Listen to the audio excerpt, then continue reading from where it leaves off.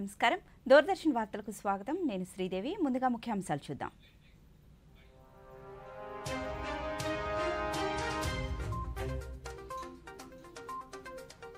శీతాకాల విడిదిలో భాగంగా రేపు యాదాద్రి భువనగిరి జిల్లాలో పర్యటించనున్న రాష్ట్రపతి. పోచంపల్లి, యాదాద్రిలో రాష్ట్రపతి పర్యటన దృష్ట్యా విస్తృత ఏర్పాట్లు. వచ్చే ఏడాది జనవరి 20 నాటికి పూర్తి కానున్న అంబేద్కర్ స్మృతి వనం పర్యాటక కేంద్రంగా బాసిల్లనుందన్న రాష్ట్ర పురపాలక పట్టణాభివృద్ధి శాఖ ప్రత్యేక ముఖ్య కార్యదర్శి శ్రీలక్ష్మి. గుంటూరులో నూతన ఆరోగ్యశ్రీ కార్డులను ప్రారంభించిన రాష్ట్ర వైద్య ఆరోగ్య శాఖ మంత్రి. ప్రజల ఆరోగ్య సంక్షేమానికి రాష్ట్ర ప్రభుత్వం అధిక ప్రాధాన్యతనిస్తోందన్న విడతల రజని. రాష్ట్ర వ్యాప్తంగా ఉత్సాహంగా కొనసాగుతున్న వికసిత భారత్ సంకల్పయాత్ర. కేంద్ర ప్రభుత్వ పథకాలపై విస్తృత ప్రచారం. విజయవాడ పీడబ్ల్యూడీ మైదానంలో నిర్మాణంలో ఉన్న డాక్టర్ బిఆర్ అంబేద్కర్ స్మృతి వనం పనులు 2024 జనవరి 20 నాటికల్లా పూర్తి కానున్నాయని రాష్ట్ర పురపాలక పట్టణాభివృద్ధి శాఖ ప్రత్యేక ముఖ్య కార్యదర్శి శ్రీలక్ష్మి స్పష్టం చేశారు. ముఖ్యమంత్రి వైఎస్ జగన్మోహన్ రెడ్డి ప్రారంభించడంతో పాటు జాతికి అంకితం చేసేందుకు సర్వం సిద్ధం చేస్తున్నట్లు ఆమె తెలిపారు. ఈ స్మృతి వనం రాష్ట్రంలోని ప్రముఖ పర్యాటక కేంద్రాల్లో ఒకటిగా బాసిల్లుతుందని శ్రీలక్ష్మి అన్నారు. ప్రతిష్టాత్మకంగా చేపట్టిన స్మృతి వనం పనులు శరవేగంగా జరుగుతున్నాయన్నారు. కన్వెన్షన్ మందిరం పనులను విజయవాడ నగరపాలక సంస్థ కమిషనర్ స్వప్నిల్ దినకర్ పుండ్కర్తో కలిసి ఈరోజు ప్రారంభించారు. అనంతరం స్మృతి వనంలో జరుగుతున్న పనులను పరిశీలించారు. సిబ్బందికి తగు సూచనలు చేశారు.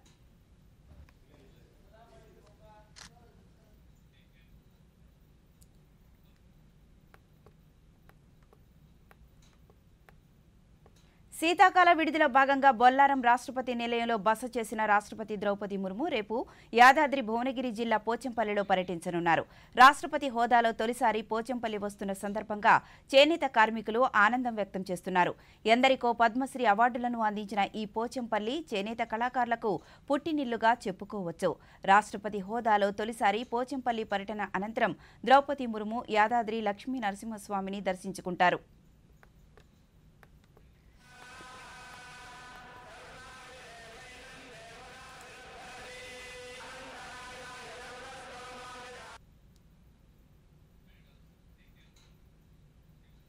దేశంలో విపత్తుల నివారణకు విద్యార్థుల మేధోశక్తి ఎంతో అవసరమని ఎన్డీఆర్ఎఫ్ 5వ బెటాలియన్ కమాండెంట్ సంతోష్ బహదూర్ సింగ్ తెలిపారు.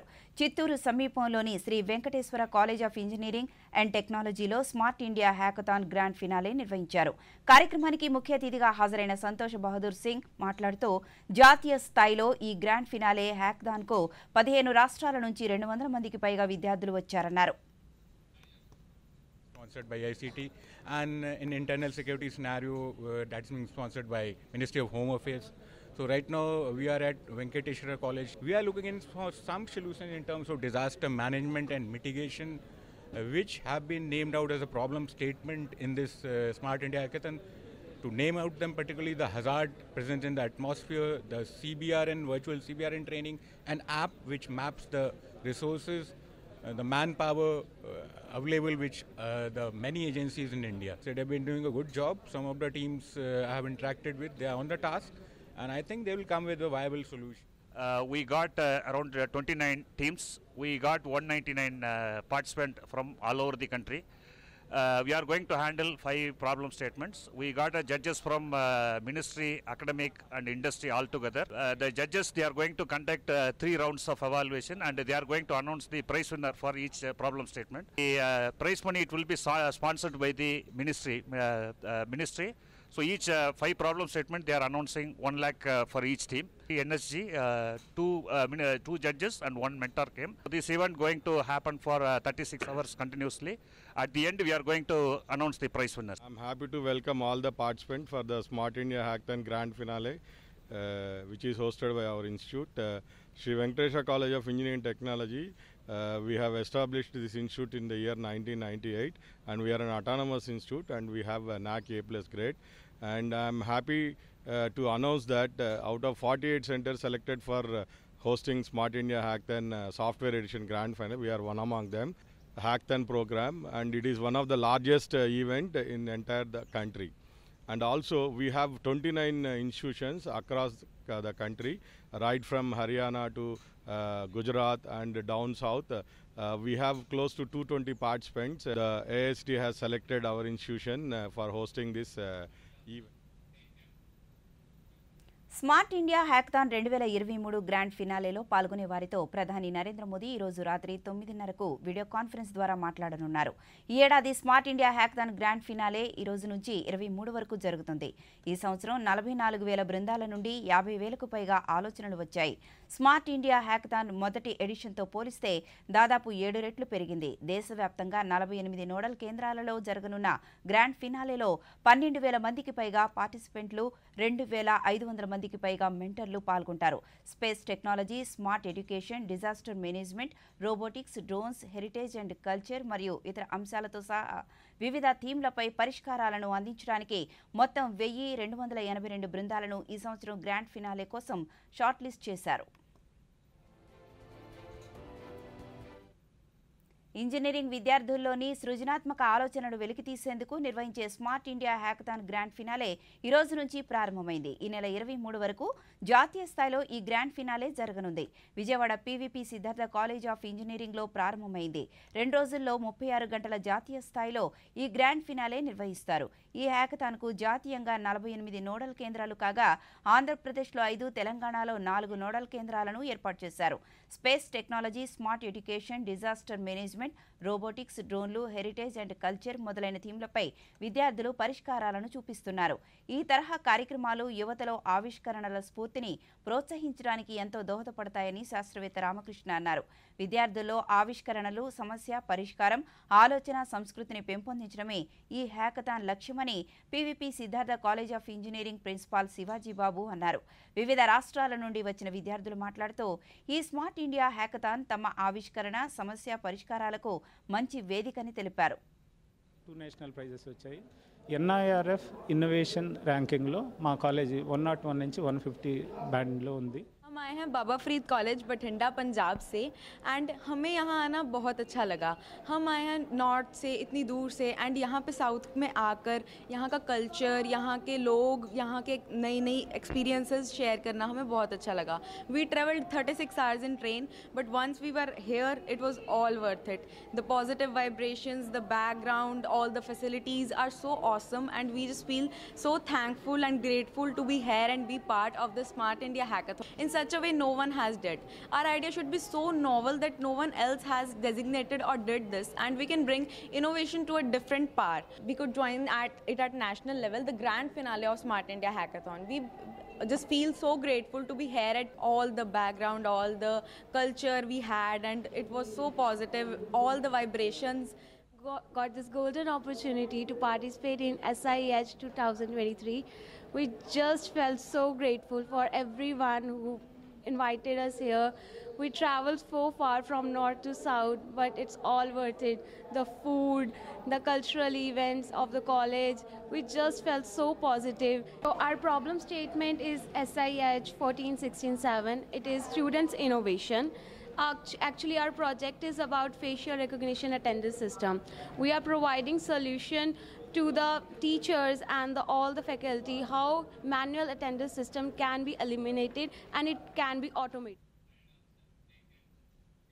ఆరోగ్యశ్రీ పరిధిలోని వ్యాధుల సంఖ్యను 1059 నుండి 3,257 వ్యాధులకు పెంచడం, ఆరోగ్యశ్రీ కేటాయింపును 25 లక్షలకు పెంచడం ద్వారా పేదవారి ఆరోగ్యానికి భరోసా ఇస్తున్నామని రాష్ట్ర వైద్య ఆరోగ్య శాఖ మంత్రి విడుదల రజని అన్నారు. నూతన ఆరోగ్యశ్రీ కార్డులను గుంటూరు నగరంలో ఆమె ప్రారంభించిన అనంతరం మీడియాతో మాట్లాడుతూ ఆరోగ్యశ్రీ కోసం సంవత్సరానికి 4,000 కోట్లు వెచ్చిస్తున్నామని, 2,300కు పైగా నెట్వర్క్ ఆసుపత్రుల ద్వారా పేదవారికి సేవలందిస్తున్నామని వివరించారు. నాడు నేడు కార్యక్రమం కింద 17,000 కోట్ల రూపాయలతో ఆసుపత్రులను అభివృద్ధి చేస్తున్నామని మంత్రి వివరించారు. 1059 ఉన్నటువంటి ప్రొసీజర్స్ ని 3,257 ప్రొసీజర్స్ కి పెంచి రాష్ట్రంలో ఏ విధంగా పేదవాడి ఆరోగ్యం కోసము, పేదవాడికి ఉచిత వైద్యం అందించేందుకు ఏ విధంగా అడుగులు ముందుకు వేస్తున్నారో మీ అందరూ కూడా చూస్తా ఉన్నారు. సుమారు 4,000 కోట్ల వరకు కూడా ఈ రోజు ఆరోగ్యశ్రీకి మనం ఒక సంవత్సర కాలంలోనే మనం బడ్జెట్ ని మనం కేటాయిస్తా ఉన్నాం, దీన్ని ఖర్చు చేస్తా ఉన్నాం. 2,300కు పైగా ఈ రోజు ఎంపానెడ్ హాస్పిటల్స్ మనకు పనిచేస్తా ఉన్నాయి. 17,000 కోట్లతో ఈ రోజు మరి హాస్పిటల్ రూపురేఖలు మారుతూ ఏ విధంగా మనం అభివృద్ధి చేసుకుంటూ ముందుకు వెళ్తున్నామో రాష్ట్ర ప్రజలందరూ కూడా చూస్తా ఉన్నారు. ఈ రోజున మరి 25 లక్షల వరకు అంటే కాక్లియర్ ఇంప్లాంటేషన్ కానీ, హార్ట్ సర్జరీస్ కానీ, heart transplantation, liver transplantation, bone marrow transplantation ఇలాంటి ఖరీదైన శస్త్రచికిత్సలు కూడా ఏమాత్రం వెనుకాడకుండా కార్డులు మరి ప్రతి ఇంటికి ఆరోగ్య కార్యకర్తలు వెళ్ళి అక్కడ కార్డు మొబైల్స్లో ఆరోగ్యశ్రీ యాప్ డౌన్లోడ్ చేసి అలాగే బ్రోచర్ ఇచ్చి వాళ్ళకు పూర్తి ఇన్ఫర్మేషన్ని చెబుతారు. అంటే ఏ పేదవాడు ₹1 కూడా తన జేబులో నుండి వైద్యానికి ఖర్చు పెట్టుకోకూడదన్న నినాదంతో ఈ కార్యక్రమాన్ని ప్రవేశపెట్టారు. 25 లక్షల వరకు ఎవరు రూపాయి ఖర్చు పెట్టుకోకుండా మరి వైద్యాన్ని పూర్తిగా గవర్నమెంట్ ఉచితంగా ఇస్తున్నారంటే ప్రతి వారు ఆరోగ్యశ్రీ గురించి అవగాహన పెంచుకోండి. ఉచితంగా నెట్వర్క్ హాస్పిటల్కి వెళ్ళి ఆరోగ్యశ్రీ సేవలను ఉచితంగా పొందండి. నేను ప్రతి ఒక్క ప్రజల్ని తూర్పుగోదావరి జిల్లా రాజమహేంద్రవరంలోని అన్నపూర్ణమ్మపేటలో ఫ్లైఓవర్ బ్రిడ్జి నిర్మించాలన్న ప్రతిపాదనకు రైల్వే శాఖ సానుకూలంగా స్పందించడం ఎంతో సంతోషంగా ఉందని రాజమహేంద్రవరం ఎంపీ మార్గాని భరత్రామ్ అన్నారు. రైల్వే క్రాస్ గేట్ వంతెన నిర్మాణానికి సంబంధించిన అంశాలను రైల్వే సీనియర్ సెక్షన్ ఇంజనీర్లతో కలిసి ఆయన పరిశీలించారు. ఈ సందర్భంగా ఎంపీ భరత్ మాట్లాడుతూ గతంలో ఒకసారి ఈ ప్రాంతాన్ని రైల్వే అధికారులు పరిశీలించారని, మరోమారు ఈరోజు సమగ్ర పరిశీలన చేశారని చెప్పారు. వీటన్నిటికీ సాధ్యమైనంత త్వరలో నిర్మాణాలు చేపట్టేలా రైల్వే శాఖ ఉన్నతాధికారులతో మాట్లాడతానన్నారు. ఏదైతే రైల్వే క్రాసింగ్ ఉందో ఆ రైల్వే క్రాసింగ్ దగ్గర సిటీ అంతా కూడా గ్రో అవుతుంది.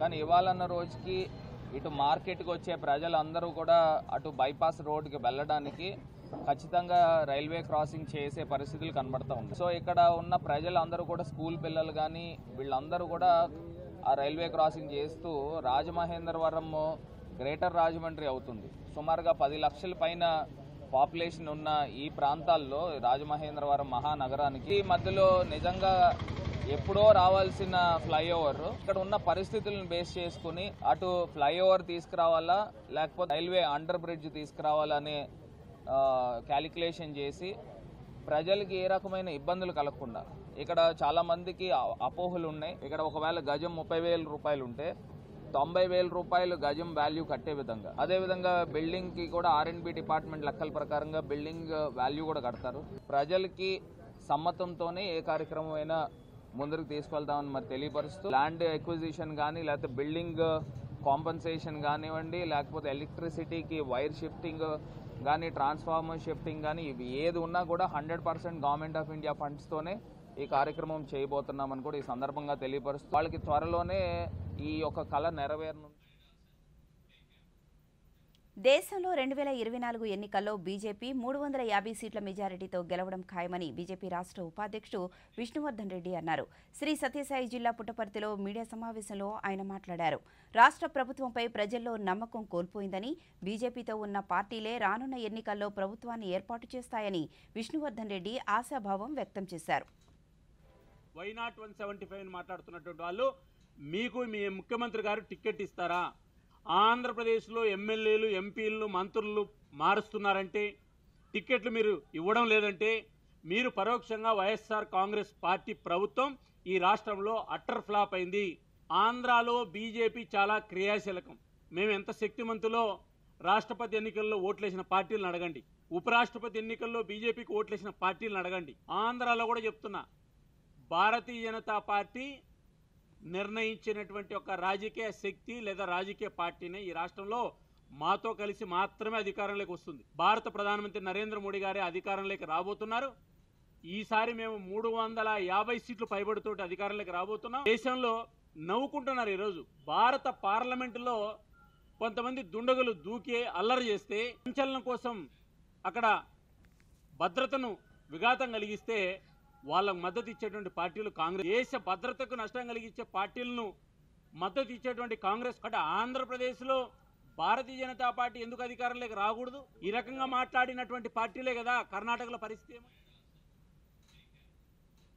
ఇప్పుడు కాసేపు ప్రకటనలో. మంచి పనులకు సమయం పడుతుంది, అందంగా సింగారించాలంటే సమయం పడుతుంది, బ్యూటిఫుల్ డిజైన్ కి సమయం పడుతుంది. కానీ కేవైసీ అప్డేట్ నిమిషాల్లో. కేవైసీ అప్డేట్ మీరు ఇంటి వద్ద కూర్చునే చేయవచ్చు. Registered email, registered mobile number, online banking ద్వారా, ఆధార్, ఓటీపీ బేస్డ్ ఈ కేవైసీ ద్వారా, లేదంటే వీడియో కేవైసీ ద్వారా. అసలు చెప్పాలంటే అకౌంట్ కూడా ఇంటి వద్దే కూర్చుని తెరవచ్చు. ఆర్బీఐ అంటోంది వీళ్ళు చెప్తారు. తెలివిగా ఆలోచించండి, అప్రమత్తంగా ఉండండి. Welcome back. అనంతపురం జిల్లాలో వికసిత భారత్ సంకల్పయాత్ర కార్యక్రమం జోరుగా కొనసాగుతోంది. అనంతపురం రూరల్ మండలం రుద్రంపేటకు ప్రచార జాథా చేరుకుంది. కార్యక్రమంలో భాగంగా ప్రచార వాహనం ద్వారా కేంద్ర ప్రభుత్వం అమలు చేస్తున్న పథకాలపై లఘు చిత్రాలను ప్రదర్శించారు. అదేవిధంగా ఆయా శాఖల అధికారులు పథకాల గురించి ప్రజలకు వివరించారు. సంకల్పయాత్ర ప్రతిజ్ఞలో ప్రజలతో కలిసి అధికారులు పాల్గొన్నారు. ఈ సందర్భంగా కేంద్ర ప్రభుత్వ పథకాలతో ప్రయోజనం పొందుతున్న తీరును లబ్ధిదారులు వివరించారు. మంత్రి మాతృత్వ వందన యోజన కింద మొదటి విడతగా గర్భిణీ స్త్రీగా నేను రిజిస్టర్ చేసుకున్నాను. ప్రాథమిక కేంద్రంలో రిజిస్టర్ చేసుకున్నప్పుడు నాకు 1000 రూపాయలు పడ్డాయి మొదటిగా. రెండవ విడతలో 5వ నెల నుంచి చెకప్ చేయించినప్పుడు 2000 పడ్డాయి. మూడవ విడతగా వచ్చేసి డెలివరీ అయిన తర్వాత 14 వారాల నుంచి పిల్లలకి వ్యాక్సిన్ వేసినప్పుడు తిరిగి 2000 పడ్డాయి. ఇది చాలా నాకు యూజ్ అయింది. 5000 పడ్డాయి 3 విడతల్లో. నివసిస్తున్నాను. జనని సురక్ష పథకం కింద 1000 రూపాయలు లబ్ధి పొందినాను. ప్రభుత్వ ఆసుపత్రిలో డెలివరీ అయ్యాను. అందుకు గాను 1000 రూపాయలు అందింది. దాన్ని ఆ 1000 రూపాయలు నా వైద్యం ఖర్చులకు ఉపయోగపడ్డాయి. గరీబ్ కళ్యాణ్ అన్న యోజన పథకం కింద మేము ఉచిత రేషన్ తీసుకుంటున్నాము. మా ఇంట్లో 4 మెంబర్స్ ఉంటారు. 4 మెంబర్స్ ఒక్కొక్కరికి 5 కేజీలు చొప్పున రేషన్ ఉచిత రేషన్ తీసుకుంటున్నాము.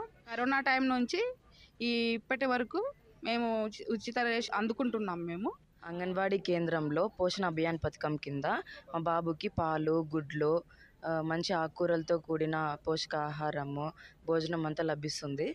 దాని ద్వారా మా బాబు హైట్, వెయిట్ అంతా బాగా పెరిగాడు. దాంతో మేము చాలా సంతోషంగా ఉన్నాము. చిన్నగా ఉండే వాళ్ళు కూడా ఇప్పుడు మంచిగా హెల్తీగా పెరుగుతున్నారు.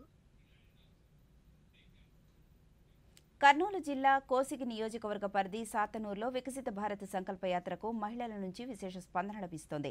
సాతనూరు గ్రామ సచివాలయ ఆవరణలో జరిగిన యాత్రకు అధికారులు పాల్గొని కేంద్ర ప్రభుత్వ పథకాలు, వాటి ప్రయోజనాలు అందిపుచ్చుకునే తీరుపై అవగాహన కల్పించారు.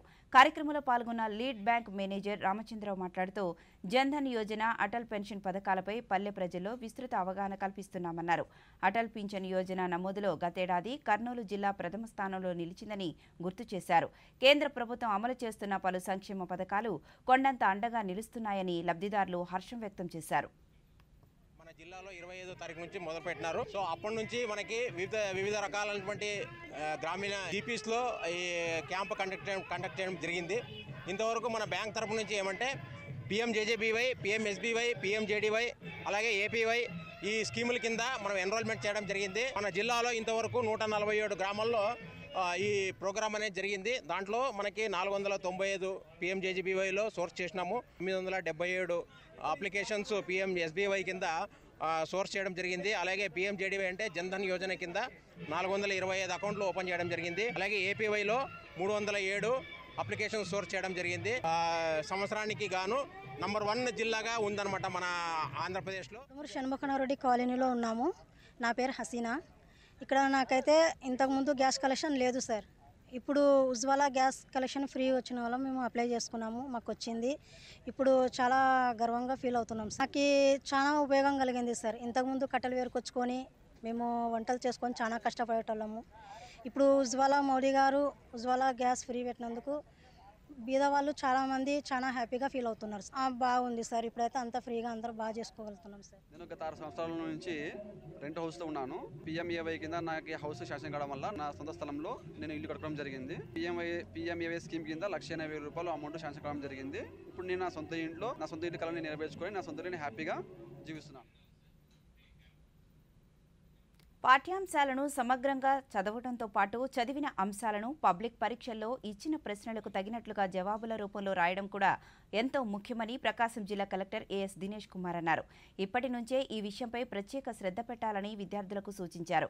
ఒంగోలు, కొండపి, దర్శి పరిధిలోని సాంఘిక సంక్షేమ వసతి గృహాల్లో చదువుతున్న 10వ తరగతి విద్యార్థులు పబ్లిక్ పరీక్షలకు సన్నద్ధమయ్యే అంశంపై అవగాహన కల్పించడానికి ఒంగోలులోని అంబేద్కర్ భవన్లో స్టడీ క్యాంప్ నిర్వహించారు. ఈ సందర్భంగా కలెక్టర్ దినేష్ కుమార్ మాట్లాడుతూ జవాబు పత్రాలను మూల్యాంకనం చేసే ఉపాధ్యాయులకు సదరు విద్యార్థులెవరో తెలియదని, విద్యార్థుల నైపుణ్యాన్ని బట్టే వారు మార్కులు వేస్తారని చెప్పారు. అందరూ 10th చదువుతున్న పిల్లలందరినీ కూడా 3 కాన్స్టిట్యున్సీగా ఇవాళ కొండేపి, ఒంగోలు అండ్ దర్శి కాన్స్టిట్యున్సీలో పిల్లలందరికీ కూడా ఒక చిన్న క్యాంప్ పెట్టడం జరిగింది. దీంట్లో subject matter experts and examiners, previous public board exams అని కరెక్ట్ చేసిన టీచర్స్, వాళ్ళకు ఉన్న ఎక్స్పీరియన్సెస్ అండ్ వాళ్ళు ఎక్స్పెక్టేషన్స్ ఈ ఎగ్జామ్స్లో ఎట్లా ఉంటుంది అని వాళ్ళు పిల్లలతో షేర్ చేయడానికి వచ్చారు. రాతపూర్వకంగా ఎక్స్ప్రెస్ చేయాలి అని ఇవాళ వాళ్ళకి స్పెసిఫిక్గా చాలా ఇండెప్త్గా చేయడం జరుగుతుంది. ఈ క్వశ్చన్ పేపర్సే ఎట్లా వికసిత భారత్ సంకల్ప యాత్ర కార్యక్రమంపై విస్తృత స్థాయిలో ప్రచారం జరగాలని బీజేపీ విజయనగరం జిల్లా అధ్యక్షులు ఎన్ ఈశ్వరరావు పేర్కొన్నారు. శ్రీకాకుళం జిల్లా ఎచ్చెర్ల మండల పరిధిలోని పొన్నాడ గ్రామంలో జరిగిన వికసిత భారత్ సంకల్ప యాత్రలో ఆయన మాట్లాడుతూ కేంద్ర ప్రభుత్వం అత్యంత ప్రతిష్టాత్మకంగా చేపట్టిన ఈ యాత్ర ద్వారా అర్హులైన ఎంతో మంది బడుగు బలహీన వర్గాలకు పథకాలు తక్షణమే మంజూరు చేస్తున్నామని చెప్పారు. కేంద్ర పథకాలు సమాజంలో హుందాగా జీవించేలా చేస్తున్నాయని తెలిపారు. దానివల్ల మేము బాగా లబ్ధి పొందుతున్నాం. మేము వాడే అమౌంట్ మాకు 4 లక్షల రూపాయలు చొప్పున మనిషికి రుణమాఫీ వచ్చింది. వడ్డీ రాయితీ కూడా వచ్చింది సార్. మాకు పిఎం వై వల్ల అమ్మించింది అందించారు 1,80,000.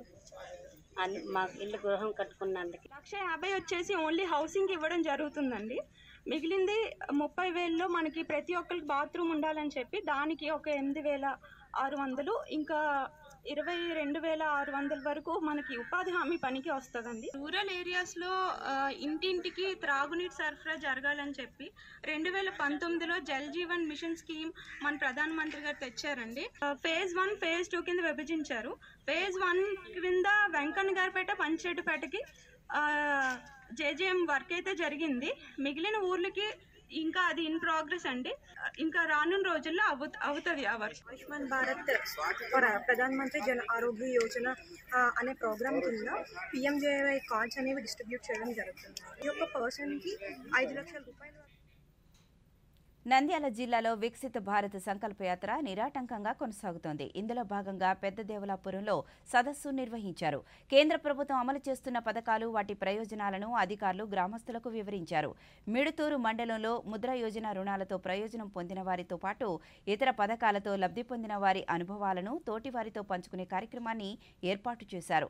పథకాలకు అర్హులైన వారి నుంచి దరఖాస్తులు స్వీకరించారు.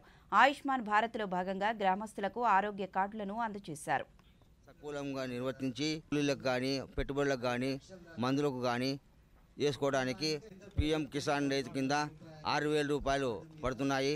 రైతులకు కూలీలకు కానీ పెట్టుబడులకు కానీ వ్యవసాయ భూములకు మందులకు కానీ అన్ని సహకారం చేస్తున్నందుకు ప్రతి ఒక్కరికి లాభకరంగా. మాకు 15 ఎకరాల పొలం ఉన్నది. మాకు పిఎం కిసాన్ డబ్బులు అమౌంట్ పడినాయి. అవి కూలీల కింద వాడుకుంటున్నాము. చాలా సహకారం ఉన్నది మాకు ఆ డబ్బుల గురించి. 6,000 రూపాయల వలన కూలీలకు ఖర్చులకు వస్తున్నాయి. పంట నష్టం డబ్బులు.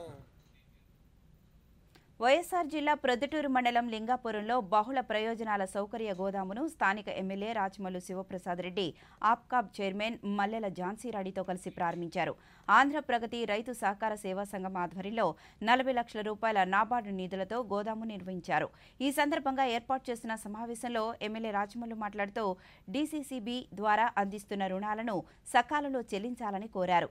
ముఖ్యమంత్రి వైఎస్ జగన్మోహన్ రెడ్డి రైతులకు పలు రకాల సౌకర్యాలు కల్పిస్తున్నారని ఎమ్మెల్యే రాచమల్లు అన్నారు. ఈ గోడౌన్ యొక్క ముఖ్య ఉద్దేశం ఈ ప్రాంతంలో ఉండే ఈ సంఘంలో ఉండే సభ్యుల యొక్క రైతుల యొక్క పంటను ఇక్కడ దాచుకునే దానికోసం వారికి రావాల్సిన మద్దతు ధర వచ్చేంత వరకు పంటను ఇక్కడ ఉంచుకోవచ్చు. పంట వారిది ఇక్కడ ఉన్నంతసేపు వారికి కావాల్సిన రుణాలు కూడా బ్యాంక్ ఇస్తారు. ఇది చాలా అండర్లైన్ చేసుకోవాల్సిన అంశం. ఈ సంస్థలను ఈ బ్యాంకులను ఇవన్నీ కూడా ధనవంతుల కోసం ఏర్పాటు చేసిన బ్యాంకులనే అభిప్రాయంలో నుంచి మనం బయటికి రావాల్సిన అవసరం. అభివృద్ధి సాధించిన తర్వాత సమాజంలో మీరు చాలా గౌరవంగా ఉండడానికి ఉపయోగపడే అంశమే ఈ బ్యాంక్. దీన్ని మీరు ఉపయోగించుకోలేకపోతే బ్యాంకు. లోక్సభలో దుండగుల చొరబాటు ఘటన నేపథ్యంలో ఈరోజు పార్లమెంటు దద్దరిల్లింది. ఉదయం ఉభయ సభలు కొలువు తీరగా డిసెంబర్ 13న ఆగంతుకుల ప్రవేశంపై హోంమంత్రి ప్రకటన చేయాలంటూ విపక్షాలు పట్టుబట్టాయి. ఎంపీలపై సస్పెన్షన్ను ఎత్తివేయాలని ప్రతిపక్ష సభ్యులు డిమాండ్ చేశారు. వెల్లోకి దూసుకువెళ్లి నినాదాలు చేశారు. దీంతో ప్రతిపక్షాలపై సస్పెన్షన్ల పర్వం కొనసాగింది. అటు లోక్సభలోనూ మరో 49 మంది విపక్ష ఎంపీలపై స్పీకర్ ఓం బిర్లా వేటు వేశారు. ఈ చర్యతో ఇప్పటి వరకు లోక్సభలో సస్పెన్షన్కు గురైన ఎంపీల సంఖ్య 95కు చేరింది. సభ్యుల సస్పెన్షన్కు పార్లమెంటరీ వ్యవహారాల శాఖ మంత్రి ప్రహ్లాద్ జోషి తీర్మానాన్ని ప్రవేశపెట్టగా మూజువాణి ఓటుతో లోక్సభ ఆమోదించింది. సాయంత్రం 2023 భారతీయ నాగరికత సురక్ష సంహితపై విస్తృత చర్చ జరిగింది. బీజేపీ ఎంపీ రవిశంకర్ ప్రసాద్ వ్యక్తిగత స్వేచ్ఛ, గోప్యత ఆవశ్యకతపై ప్రసంగించారు. A corrupt person has no right to privacy. वरना तो पुलिस उनको कभी गिरफ्तार कर ही नहीं सकती है। अब सिर्फ एक काम किया माननीय गृह मंत्री जी ने इस बिल में कि समरी ट्रायल के सजा वाले को 2 से 3 साल कर दिया। तो जब 3 साल तक की सजा होगी उसका समरी ट्रायल होगा। तो इसके कारण क्या हुआ, जो एडिशनल डिस्ट्रिक्ट जज की कोर्ट में हजारों हजार केसेस पड़े हुए हैं वो सीधा चले जाएंगे नीचे कोर्ट में, उनका समरी ट्रायल होगा। उसी धारा 19 में जहां फ्रीडम ऑफ स्पीच है उसी में 19(2) भी है, in the interest of the sovereignty and integrity of India, security of India, your freedom of speech can be reasonably restricted. और ये हमने नहीं बनाया है, ये तब से है। తమిళనాట భారీ వర్షాలు బీభత్సం సృష్టించాయి. దక్షిణాది జిల్లాలైన తిరునెల్వేలి, తూత్తుకుడి, తెన్కాసి, కన్యాకుమారిలో వరుణుడు విలయం సృష్టించాడు. తిరునెల్వేలి, తూత్తుకుడిలో ఏడాది వర్షపాతం ఒక్కరోజులోనే నమోదైందని ముఖ్యమంత్రి ఎంకే స్టాలిన్ వెల్లడించారు. వరదలతో ఈ జిల్లాలు తీవ్రంగా దెబ్బతిన్నాయన్నారు.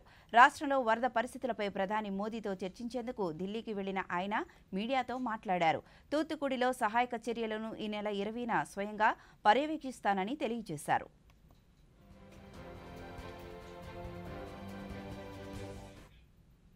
లోక్సభ ఎన్నికలు సమీపిస్తున్న వేళ విపక్షాల కూటమి ఇండియా నేతలు మరోసారి భేటీ అయ్యారు. ఢిల్లీలోని అశోక హోటల్ ఈ సమావేశానికి వేదికైంది. కాంగ్రెస్ అధ్యక్షుడు మల్లికార్జున ఖర్గే, అగ్రనేతలు సోనియా గాంధీ, శరద్ పవార్, బీహార్ ముఖ్యమంత్రి నితీష్ కుమార్, ఢిల్లీ సీఎం అరవింద్ కేజ్రీవాల్, తమిళనాడు ముఖ్యమంత్రి ఎంకే స్టాలిన్, పశ్చిమ బెంగాల్ సీఎం మమతా బెనర్జీ, రాహుల్ గాంధీ, ఉద్దవ్ ఠాక్రే ఇతర నేతలు హాజరయ్యారు. వచ్చే లోక్సభ ఎన్నికల్లో కూటమి గెలుపు వ్యూహాలు, ఉమ్మడి ప్రచారం, పార్టీల మధ్య సీట్ల సర్దుబాటు వంటి అంశాలే ప్రధాన అజెండాగా ఈ సమావేశంలో చర్చించనున్నారు.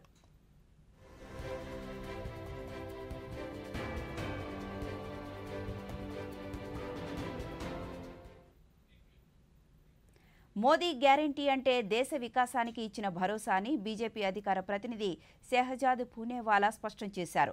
ఢిల్లీలో పార్టీ కార్యాలయంలో మీడియా సమావేశంలో ఆయన మాట్లాడారు. ప్రధాని నరేంద్ర మోదీ నాయకత్వాన్ని అంతర్జాతీయ సమాజం ఇప్పటికే గుర్తించిందని, ఈ విషయం ప్రతిపక్షాలకు తెలియకపోవడం శోచనీయమని పూనేవాలా అన్నారు.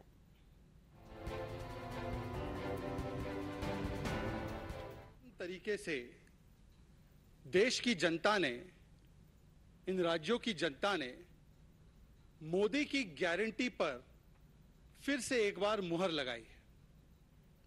In the recently concluded assembly elections, friends, we have seen the manner in which the people of India have once again given a thumping endorsement to Modi की गारंटी. मोदी की गारंटी मतलब सुशासन की नीति, मोदी की गारंटी मतलब सरकार की टाइम बाउंड डिलीवरी, मोदी की गारंटी मतलब सामाजिक न्याय और गरीब कल्याण पर डिलीवरी, मोदी की गारंटी मतलब ईज ऑफ लिविंग या ईज ऑफ डूइंग बिजनेस और इंफ्रास्ट्रक्चर की व्यापक बढ़ोतरी.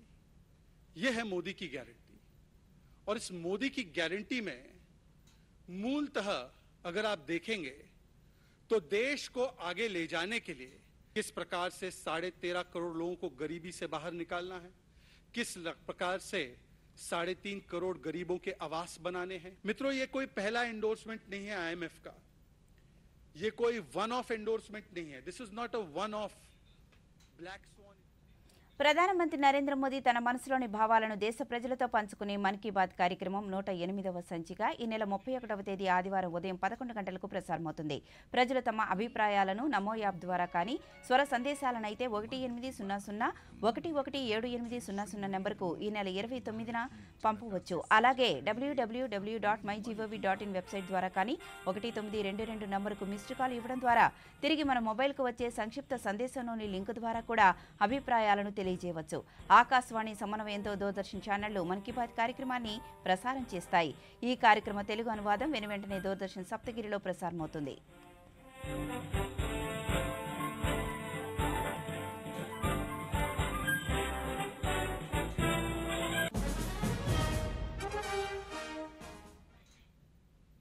ఈ వార్తలు ఇంతటితో సమాప్తం. నమస్కారం.